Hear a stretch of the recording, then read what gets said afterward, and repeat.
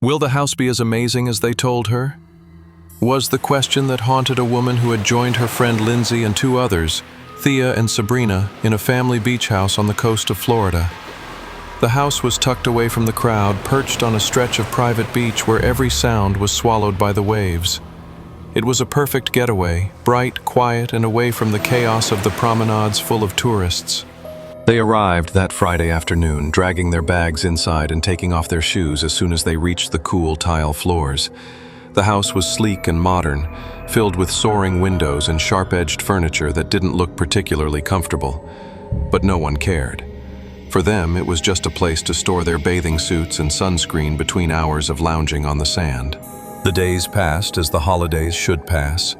Mornings were spent listening to the tide, toes buried in the wet sand, while afternoons were spent watching pelicans and sipping icy drinks under the shade of their umbrellas.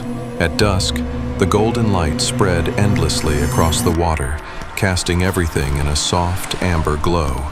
It was on one of those nights that things began to go wrong. The sun had sunk halfway over the horizon when they decided to walk along the water's edge. In the distance, a group of men appeared, close enough to be noticed but not close enough to seem intrusive. That changed when they called the women. They were young, friendly, and uninhibited, the kind of men who fit the stereotypical beach boy image: tanned skin, sun-dyed hair, and lazy accents in their voices. Thea, attracted by their charm, walked towards them first, with Sabrina laughing and following her. Lindsay stood behind, silent, her body tense as if she didn't trust them. The woman stayed with Lindsay, watching from a distance as Thea flirted effortlessly, leaning into one of the men and letting her laughter rise above the sound of the tide. One of the boys invited them all to join his group at a house just down the coast. The woman shook her head immediately, dismissing the idea, and she was not the only one. Lindsay muttered something about going back to her own place, and reluctantly, Thea and Sabrina followed, but not without exchanging a few last words, a playful smile and a lingering greeting as they walked away. It was the last time things would feel. That night, after everyone had gone to bed, there was not much agitation in the house, except for the faint hum of the air conditioner. The woman woke up briefly around 3 a.m. to adjust her pillow, but went back to sleep immediately, not noticing anything unusual. At 6 a.m., stunned, she picked up her phone, and as the screen lit up, a call came in, a loud, vibrating buzz that woke her up completely. It was Lindsay. "They're gone," she said, her voice choked with panic. "Thea and Sabrina are gone." The woman ran to Lindsay's room where Lindsay was standing near the back door. It was slightly ajar, letting a ray of morning light spill across the floor. The lock had been broken, splintered, as if someone had broken in. A set of gritty, stained footprints trailed across the tiles. "It had to be them," Lindsay stammered, her hands trembling as she pointed to the door. "Those guys on the beach." His voice cracked, and his eyes drifted to the open door as if waiting for them to appear. Lindsay explained that around 4 a.m. she got up to get a glass of water and noticed Sabrina's door was wide open. The bed was empty. He checked the entire house and couldn't find Thea either. It was then that he saw the footprints. The two decided to search beyond the house before calling the police. Lindsay remembered a rickety yellow car the men had driven, and together they slowly drove through the nearby streets, examining each parked vehicle. It didn't take long for him to find it. The car was in the driveway of what looked like an abandoned house, the blinds crooked, the walls gray from the passage of time, and the roof caved in as if it was going to collapse at any moment. The overgrown undergrowth behind him stirred faintly in the breeze.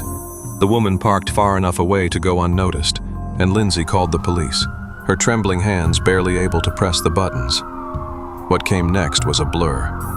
Officers surrounded the home after seeing movement through the windows, and soon came out with two of the men handcuffed. Thea and Sabrina were pulled from the trunk of the car, shocked but alive. The surreal nature of the moment left everyone calm. But the story did not end there. The house itself became a mystery. Police reports showed no records of a homeowner. No one had officially lived there in decades, according to neighbors. However, the interior was partially furnished with strange and uneven furniture and belongings that did not match any era. It felt inhabited, but it belonged to no one. Local rumors swirled, with vague references to the property being cursed or off-limits. The woman couldn't shake the feeling that something in the house, or all night for that matter, was very wrong, as if they had narrowly escaped something worse than they thought. Even after weeks of trying to put it behind him, the memory lingered like a bad dream from which he couldn't fully wake up. Could these beach houses hold more than sand and sunlight? Maybe some. A family rented a beach house in Florida, hoping to spend a quiet summer by the ocean. The house was on the edge of a secluded beach, protected by dunes and thick foliage. The kind of place that felt cut off from the rest of the world. At first, it was everything they could have hoped for. Sunny mornings collecting seashells, quiet afternoons reading on the porch, and hot, windy nights grilling and sharing stories. Everything seemed perfect. But as the days went by, cracks began to form in that perfect picture. He started small. It could be called coincidences, if that word would ease the nerves. The light in the upstairs hallway flickered even though all the bulbs were new. The sound of scratching at night was dismissed as rats until they realized that it was not coming from within the walls, but from above them, too deliberate to be an animal. The objects began to turn up in places where no one remembered leaving them. A kitchen knife wedged upright on a cutting board, even though no one used it that day. Or a pair of carefully found shoes placed near the door that didn't belong to anyone in the family. Things they could explain if they really tried, but didn't feel quite right, no matter how they did it. At first, the parents dismissed it as peculiarities of an old house, but every night the strange incidents piled on top of each other. The whispers were the worst, soft and quiet enough for you to strain to hear, which meant you were still, quiet, trying to hear something you didn't really want to hear. Her teenage daughter Emma swore it was the wind. His younger brother Max said he wasn't so sure. One night, when everyone was sleeping, Emma claimed that she heard his name, not shouted, not spoken out loud, just whispered. One particularly unsettling night, they decided to investigate. The parents were tired of guessing and jumped at every noise their ears could catch. The family searched the house room by room, but as they approached the third bedroom, a room they hadn't used since their first night, the uneasiness grew. It was as if the air was getting heavier, pressing them down with a silent insistence. It was Max who noticed it first, an unused section of the bedroom wall that didn't line up with the rest. A small panel was loose, its edges sticking out enough to catch the dim light of the hallway. They opened it, almost expecting it to reveal nothing more than dusty insulation. What they didn't expect was a thin, leather-bound diary tucked between the rafters. Its cover was cracked and discolored from time, and its edges were chewed up as if it had been hiding there for decades. They hesitated for a moment, unsure if opening it would be worse than leaving it alone. Curiosity prevailed. The writing inside was neat but shaky, the kind of uneven scribble that leaves someone deeply restless. The entrances started slowly, mentioning little things like creaks during the night or shadows that crossed the hallway when no one was there. Over time, the writer's words became more frantic. They described vivid encounters with something they could never fully see, only feel. The tone became ominous, with vague mentions of "wake up with him standing on me" and "look through the walls." Each sentence pushed the feeling deeper into the family's chest. Whatever this person experienced felt too close to what she herself had noticed. But the diary was not finished. The final entrance was abrupt and messy, scrawled in larger letters as if written in a panic attack. It said, "If you're reading this, it's too late." The lyrics vanished as if the writer had walked away in the middle of his thoughts. That was it. No name, no date, no explanation, only silence. The family did not sleep well that night. The next morning, they decided to leave early, packing their bags and closing the doors behind them. But Emma wasn't about to let it go. On the way back, he looked at the history of the house. What he found did not improve things. Police reports showed that at least 2 of the previous tenants had mysteriously disappeared. Cases went unsolved, property passed from one owner to another who never seemed to stay for long. No patterns, no motives, just the house keys left on kitchen counters after silent disappearances. The family did not share their story publicly, although they admit that they could not forget it. People overcome strange experiences when they can, but you could say that this one persisted for them. It wasn't just the newspaper or the noises. It was something harder to name, as if a part of the experience had followed them to places where they didn't belong. Are these stories coincidences? Or is there something darker that ties Florida beach houses together? From strange whispers to hidden stories, one truth becomes clear. Sometimes the past doesn't remain sealed, but waits, quietly, for someone to notice it again. A young couple buys an old beach house along the coast of Florida. It was the kind of house where all the floorboards creaked and the salty sea air always lingered in the corners. They hoped to make it the perfect retreat, a place to escape the demands of daily life and immerse yourself in the peace of the ocean. But from the moment they moved in, the house didn't feel quite right. At first, they were just small things. A loaf of bread on the kitchen counter disappeared one morning. The couple joked about misplacing it or maybe leaving it in a bag somewhere. The next day, some canned goods disappeared from the pantry. Then came the lights.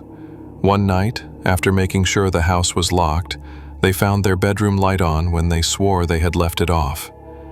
It baffled them, but they chalked it up to forgetfulness, as people sometimes do when they don't want to believe that something bigger could be wrong. Then there were the smells. It wasn't the musty smell of an old house or the strong taste of ocean air. It was something different. At certain times of the day, a faint, unpleasant smell descended from the attic. It came and went unpredictably, and no amount of air fresheners seemed to work. The husband looked for dead animals or signs of mold, but always came empty-handed. They began to joke that their house had personality, but deep down, the jokes felt empty. Everything changed one night when the couple went to bed. The wife had fallen asleep first, and the husband lay awake in the living room, finishing a chapter of his book. That's when he heard it, a faint but deliberate creak. They were not the well-known popping noises that the house used to make when it calmed down at night. It was firm, rhythmic, like footsteps. The sound came from above. He looked up at the ceiling, holding his breath, convinced he was imagining it. Then it happened again. Steps, slow and careful. This time it was clear. They were coming from the attic. His heart pounded as he stood paralyzed, trying to figure out what to do. Was it an animal, a raccoon, or even a stray cat? But the weight behind the sound told him otherwise. Whatever it was, or whoever it was up there, wasn't small. Grabbing a flashlight, the husband climbed the narrow folding ladder to the attic. The air was stale and heavy, and the beam of light from the lantern struggled to pierce the shadows. At first, all he saw were old boxes and the usual junk one would expect to find in an attic. But then, hidden in the far corner of the space, he saw it. A makeshift living room. An old mattress lay on the floor, surrounded by empty food wrappers, water bottles, and a pile of crumpled clothes. He was so human, so deliberate, that his whole body went cold. But that was not the worst of it. Among the scattered belongings, there was a small pile of items that turned his uneasiness into a complete wave of panic. There, almost coincidentally, was a photograph of him and his wife. He recognized it immediately. It had been taken only a few weeks earlier in the living room from an angle that suggested it had been captured from inside the house. His hands began to tremble as his mind raced. Someone had been watching them, living right above their heads, possibly since the day they moved in. He went down the attic stairs, his instincts screaming at him to wake his wife and leave immediately. His wife, startled by sleep and dazed, did not understand at first. But as he explained what he had found upstairs, his expression went from confusion to terror. They left the home immediately and called police from a nearby parking lot, unsure if the intruder was still somewhere inside. The investigation confirmed his worst fears.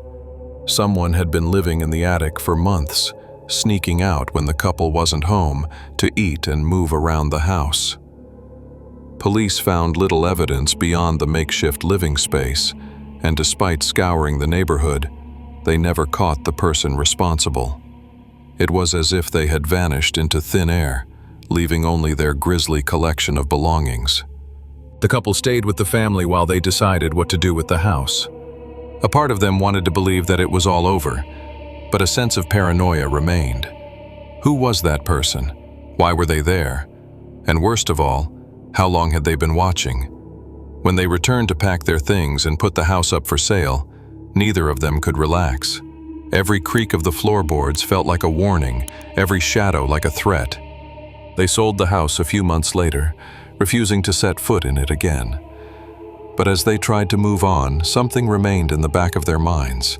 That photograph wasn't just a sign that someone was invading her home. It was personal, it was deliberate, and it felt as if whoever had been in the attic was not only living there, but was watching, waiting for something that only they could understand. What connects these haunting stories in Florida beach houses? A hidden presence, whether human or not, seems to leave its mark on those who stay there. Perhaps it is not what we bring into these homes that haunts us, but what already lives within their shadows. Florida beach houses have more than warm memories and sea breezes. Behind her charm and beauty could hide unspeakable horrors, stories waiting to be discovered. These homes, where we often feel safest, sometimes carry echoes of past lives, hidden dangers, or unexplained events, blurring the line between imagination and reality. If you ever feel like something is staring at you, or that there's an unexplained chill in the air, trust your instincts. Take a closer look, because what you find may not just be a coincidence. Sometimes the brightest places hide the darkest truths,